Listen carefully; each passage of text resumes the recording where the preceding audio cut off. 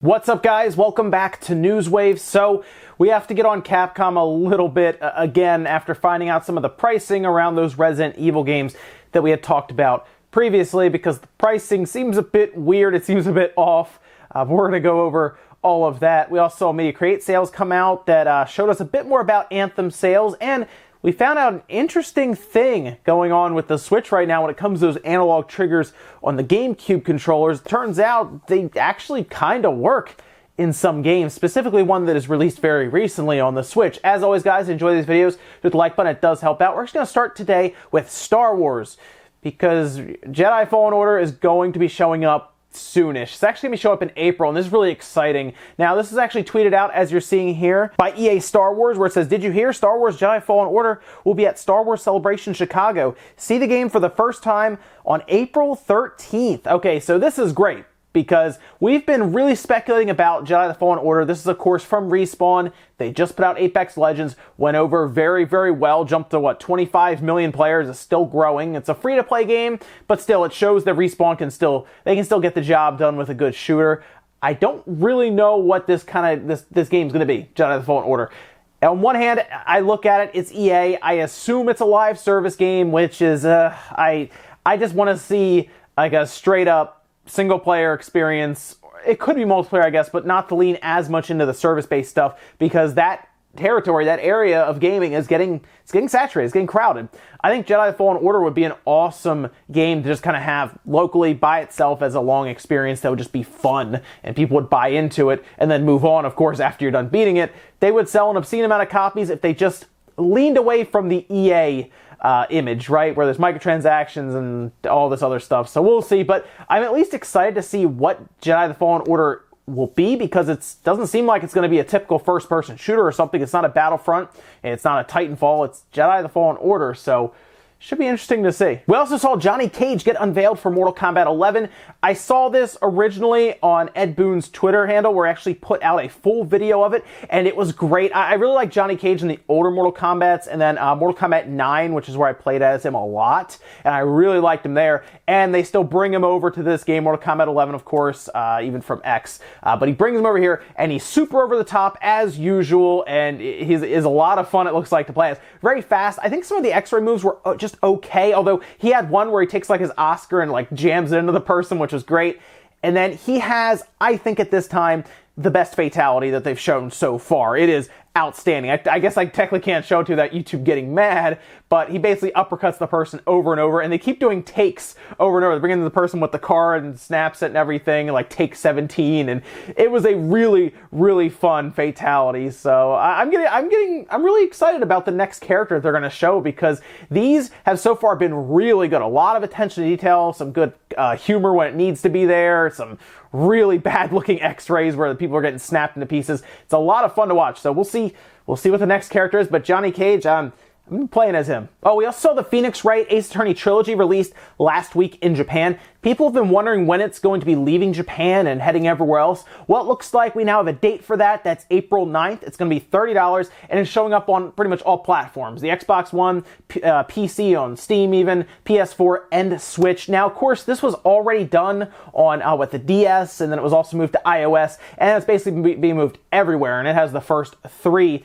Phoenix Wright games on it that you can play through, and the UI has been basically up-resed and everything, and it's a good way to get into the series if you've never played a Phoenix Wright game. I mean, it has the first 3. It's the full trilogy. You buy it for $30, $10 a piece, basically, and you'll get a lot out of it if you were even just curious a bit about this series. It seems to be a good way to get into it. I've never been into the Phoenix Wright style games, but I might check out the trilogy just to get an idea for it. I think I would probably just get on the Switch, just because visually it's not going to be much different at all. It'll probably be exactly the same.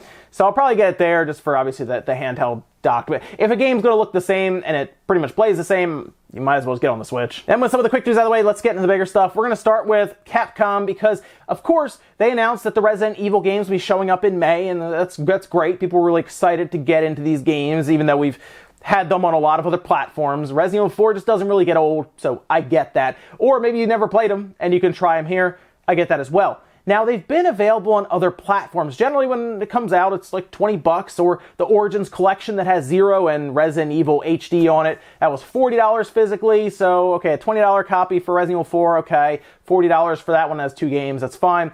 But then they announced the pricing on the Switch versions, and this threw some people through a loop here, I'll admit that, and even myself, I said, wow, that seems expensive. They're selling Resident Evil 4 for $30 digitally. I saw that and I said, wow, that's $10 more for some reason, and you wouldn't expect it to be because they're not making a physical copy or anything of it. And then we find out that the Resident Evil Origins Collection that has Zero and Resident Evil HD is $60. That's $20 more than its counterpart on the Xbox One and the PS4 that I remember at retail. And of course, Resident Evil 4 on the Switch, $10 more than the other counterparts.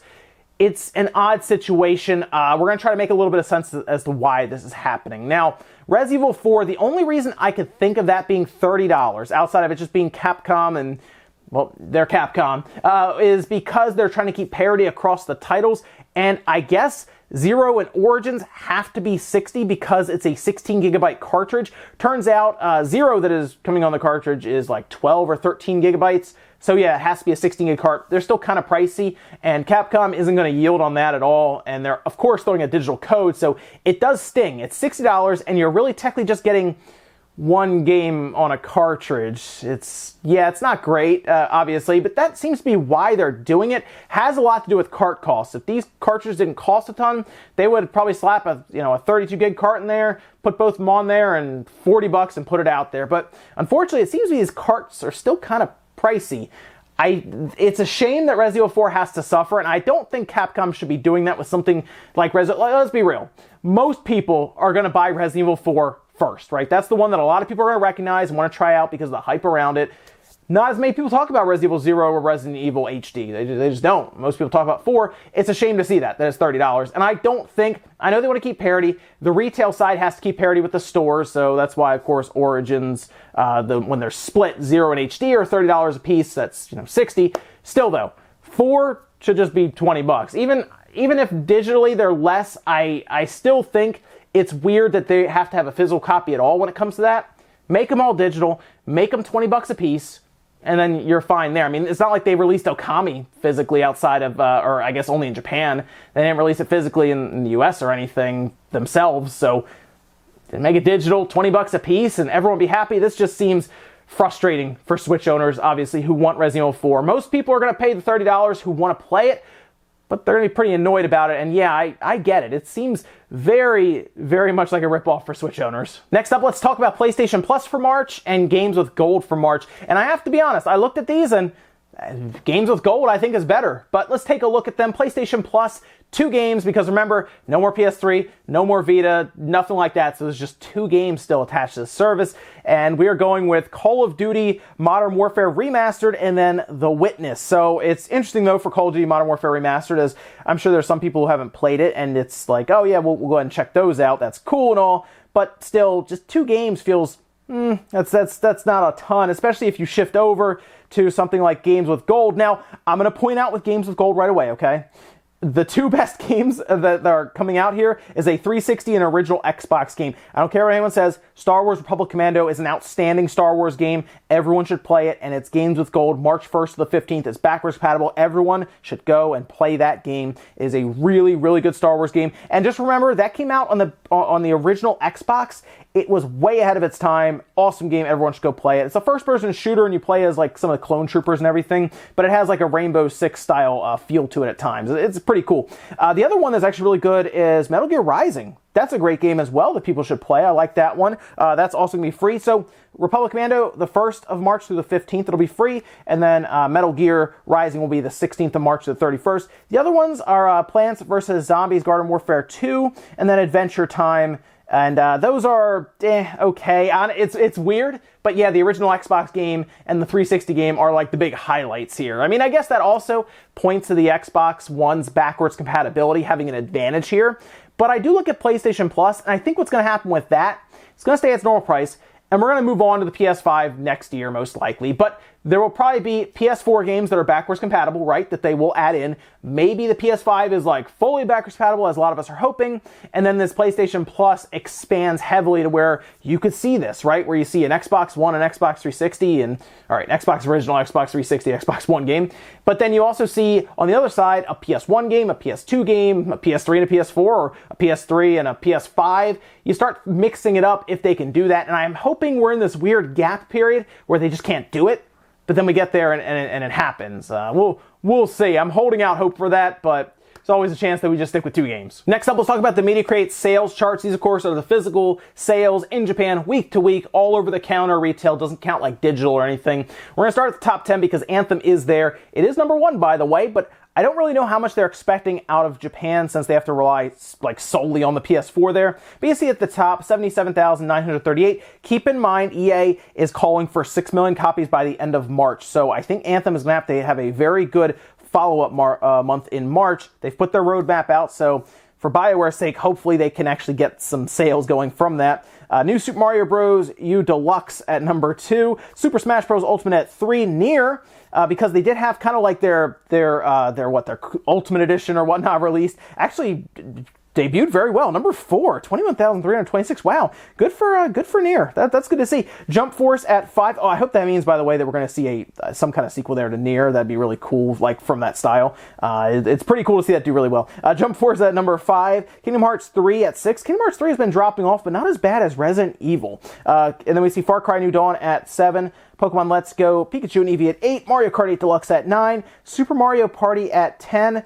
Resident Evil is like all the way down at number 16, by the way. That is dropping fast. Also, I told you that the Phoenix Wright Ace Attorney Trilogy games did release last week as well. Those came in at 18 and 19, with the Switch at 18 and then the PS4 at 19. Moving over to hardware side, Nintendo Switch is top, 53,270. That's down about, what's that, almost 13,000 units from the week prior. However, it seems to be holding 50,000 and up, while the PS4 is sitting at 17,588, also down. The 3DS, 4,553. PlayStation Vita had a massive jump, probably because they all learned that the Vita is starting to kind of go away, so I bet you there was a bit of a rush there for the Vita before they stopped production on it. And then the Xbox One at 72 units, actually climbed a massive 4 units, wow. Now if you look over to the Switch, its lifetime to date is almost at 7.5 million, and that's just behind the 7.9 million of the PlayStation 4, so it is almost within 400,000 units of the PS4. So it is climbing, and it's climbing fast.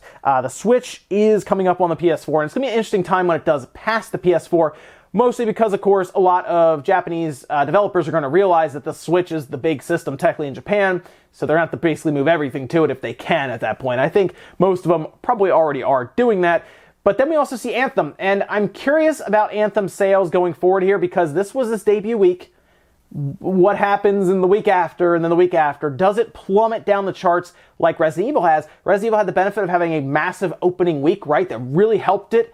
But Anthem didn't. So is it just going to fall off? We'll have to see. In our last bit of news, let's talk about analog triggers on the GameCube controller that then attaches to the Switch through, of course, the GameCube adapter that plugs into the dock and everything. I guess you can also technically use a USB-C to Type A adapter and do this whole thing if you would like with a hub. But anyway, the idea here is that it looks like, yes, it does work. Those analog triggers work outside of things like, I guess, Smash or anything like that. Of course, you can use the controller in other games, but the analog trigger is interesting because a lot of people have talked about needing that for a racing game. Well, kind of a racing game came out recently. Trials came out, and GameXplain actually took a look at it, and look at this. It actually works. Yeah, you can kind of press it down, and it'll slowly pull you off the line, and then you can stop, and you push down really hard, and you'll speed up really fast. Now, I've looked around a bit, and it appears that for some reason, maybe this was intentional, the right stick appears to be also mapped to that right trigger, that bumper.